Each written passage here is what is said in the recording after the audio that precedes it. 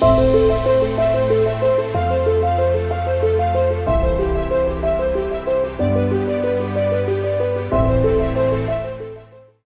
to Intentionality with Paul Kempff, the podcast and YouTube channel where we explore the possibilities and opportunities that can be created by a more intentional life. This is episode 30, and it's time for reflection.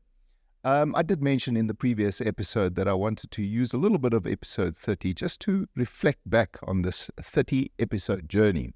I've been thinking a lot about the podcast, and that could be dangerous. You know, when you start thinking and reflecting about what you've done in the last 29 episodes, that can be dangerous because the tendency might be there to try and change too many things.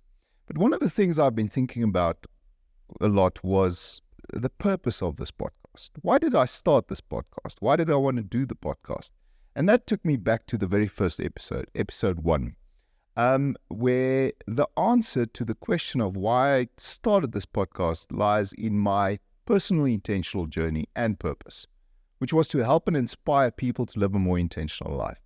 And I saw this podcast as an opportunity for me to share the valuable lessons that I've learned in my life, and to obviously explore the further possibilities of what can be achieved when one does live a more intentional life.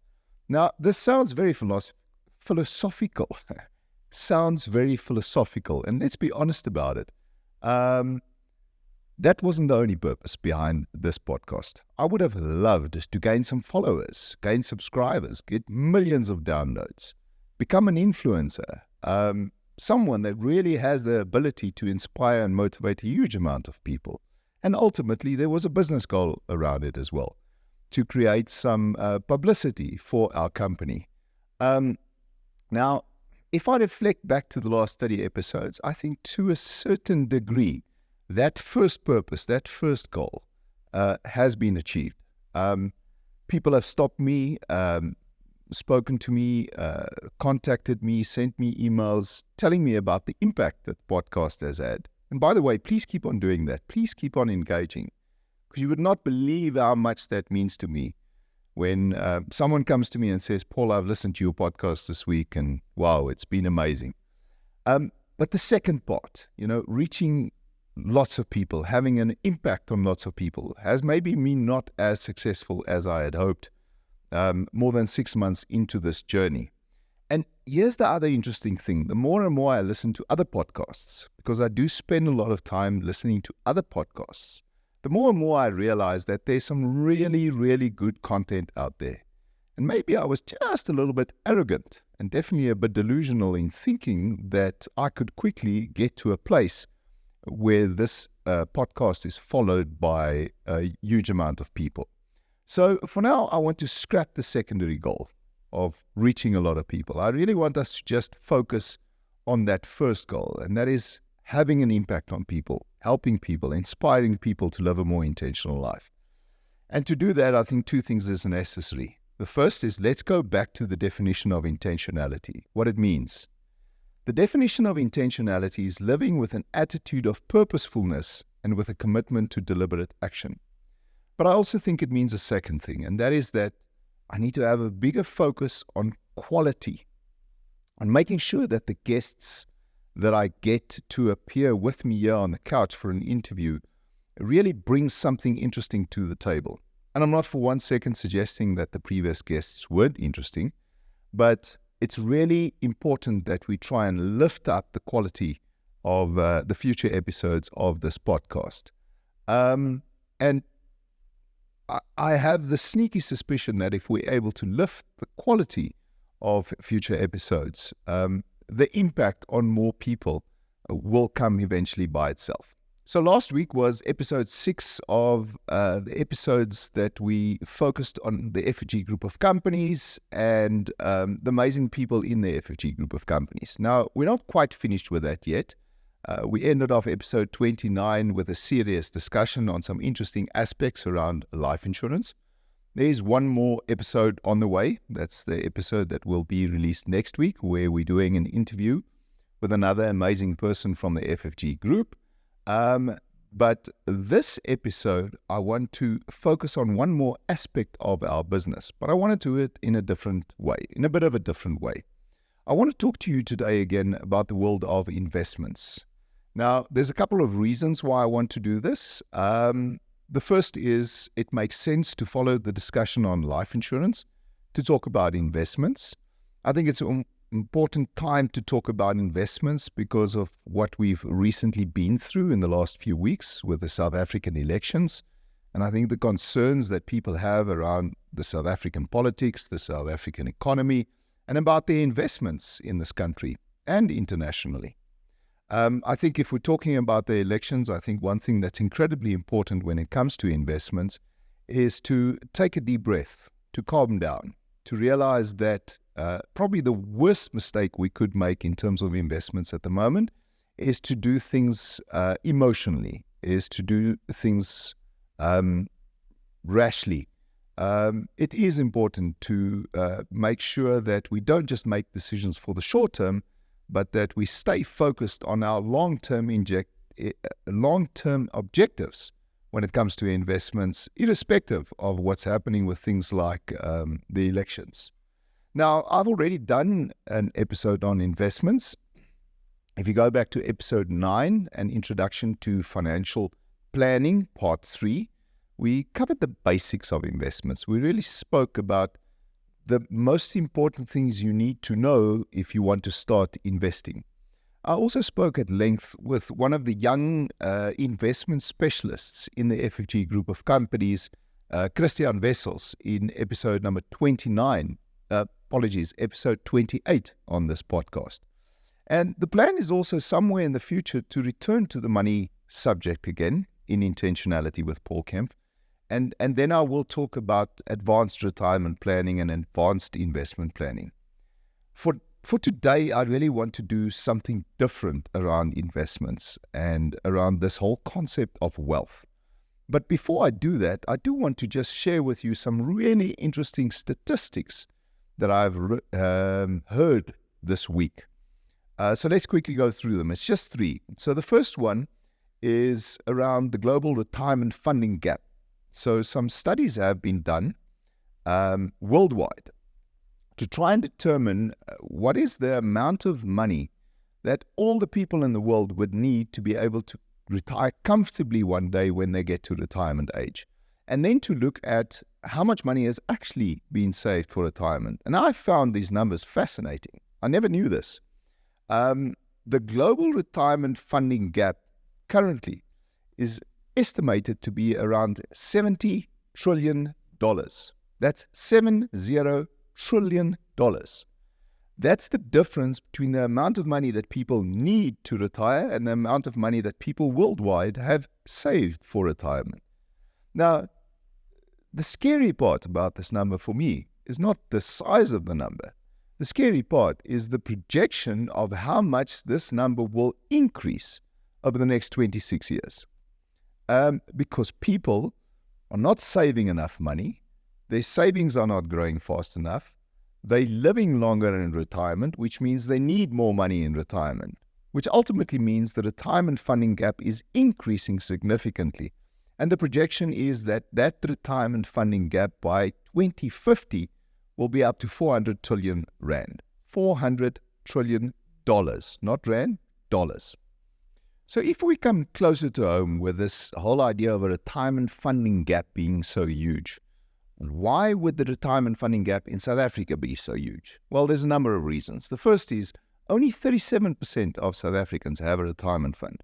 And then of those 37% that has a retirement fund, only 61%, as much as 61% of them contribute less than the required 15% of your salary that you need to put into a retirement fund to be able to retire financially independent one day. That is one of the reasons why only 6% of South Africans actually are able to retire financially independent one day. And some of the statistics that adds to this disturbing number is, firstly, if we look at how things have changed over the last 200 years. Because interestingly enough, in the 1800s, people spent 32% of their life either in school or as a baby, as a toddler, in their youth. So 32% of your time was spent in youth and in schooling, and 68% of your life was spent working. The amount of time that was spent in retirement was virtually 0%. If we move forward to the 1900s, that percentage just changed only slightly. 24% of your life was spent on youth and schooling, 61% of your life was spent on working, and 15% of your life was spent in old age and in retirement. If we look at those numbers today, you spend on average about 28% of your life in youth and schooling, 45% of your life working, and an incredibly high 28% of your life in old age and retirement. Obviously, that is going to cause a retirement funding gap. Furthermore, we've seen an incredible 12% increase in South African life expectancy since 2010. And we've seen an 82% increase in the number of people aged above age 65 in just the last 5 years worldwide. And 188% increase in people who have turned 100 between 2010 and 2021. These numbers are disturbing numbers that are increasingly causing a retirement problem, not just in South Africa, but worldwide. That's why saving and investing for your retirement is such an important part of financial planning and financial wellness. So the advice from today's podcast is start saving for retirement, start making a plan, and be more intentional about that plan. It's something I've said in some of the earlier episodes. But here's where I want to go to with this episode today. Why I said when I talk about investments, I want to put a different angle to it. Because it's important to start saving for retirement. It's important to build wealth and build investments. But on the flip side, I want to ask the question today whether or not money should be the only goal to the exclusion of everything else. And this is something I say from personal experience. And it's something that I'm finding myself thinking about increasingly more recently. And it's really this question of how much is enough and what is the right balance. So let me try and explain to you what I mean by this. If we want to save money for retirement, if we want to have enough money to invest so that one day we can have a good retirement financially, it does mean that we need to make a lot of sacrifices in our life. I've spoken about the concept of sacrifices and in episode 10, I believe it was, where I spoke also about delayed gratification. It's important that you understand that for most of us, a good retirement and enough investments will only come with a huge amount of sacrifice. But at some point in time in your life, you would need to ask the question whether or not those sacrifices are worthwhile and whether you might not have lost the balance in trying to build wealth. Because ultimately, the consequences of not having the right balance, either not saving enough for retirement or focusing too much on the money aspect of saving enough for retirement, could have serious consequences. And it's important to somewhere in your life start thinking about what wealth really means to you, what it means to be wealthy. Now, obviously, the answer to that lies in material assets. How many investments have you got? How much money have you got in the bank? What car have you got? What house have you got? What does your pension fund look like? But at some point in your life, it makes sense to start thinking about wealth in terms of other things, in terms of things like experiences. Now, I do understand. Often, having incredible experiences, like, for example, taking an overseas trip, requires a lot of money as well. But the thing I'm talking about here is a subtle but important shift in focus. Because here's the interesting thing. What really matters most one day, when you lie on your deathbed and you look back, you reflect on what you've done in your life, are you going to be measuring the wealth in your life based on the amount of money and assets you are at? Or are you going to experience it in terms of the relationships and experiences that you've had in your life? And the interesting thing is, there's even a book that's been written about it. If you talk to people on their deathbeds and the regrets that they have before dying, the conversation is almost never about, I never saved enough money, or I didn't build enough wealth in terms of material assets. The regrets are most often about the experiences and relationships that they have missed out on in their life. So here's my challenge for you today. I would love to engage with you further on this topic of wealth. Building wealth, not just from an investment point of view, the traditional thinking that we have around wealth, but what it takes to live a wealthy life, or to have wealth in terms of experiences and relationships. What does that mean for you? So please engage with me on this topic. Please send me an email. Share your thoughts on this topic with me on paul@iwpk.co.za. So that's what I have for you today. All that's left is the tip of the week that I want to share with you. And the tip of the week today is an interesting one, because it also takes us back to episode number 1. In episode number 1, my first tip of the week that I gave you was about a book.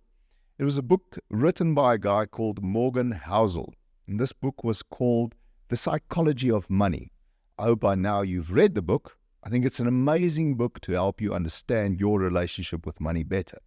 Now, Morgan Housel has written another book. This book is called Same as Ever, A Guide to What Never Changes. So firstly, thanks to John, one of our regular listeners, for his recommendation of this book.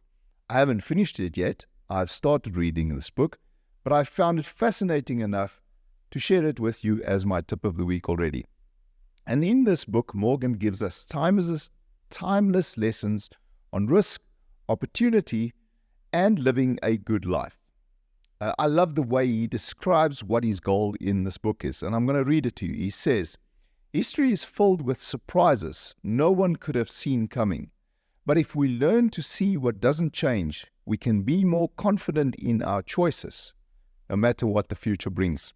And I think that's a good message also in these uncertain times that we currently find ourselves in. That's it. Thanks to my production team for their hard work behind the scenes. Thank you, FFG, for your support of this podcast and helping us build something incredible. All that's left is for you to congratulate yourself on making the choice of living a more intentional life, being the architect of your own success. Thanks for listening. Thanks for watching. And may the rest of your week be an amazing, intentional journey.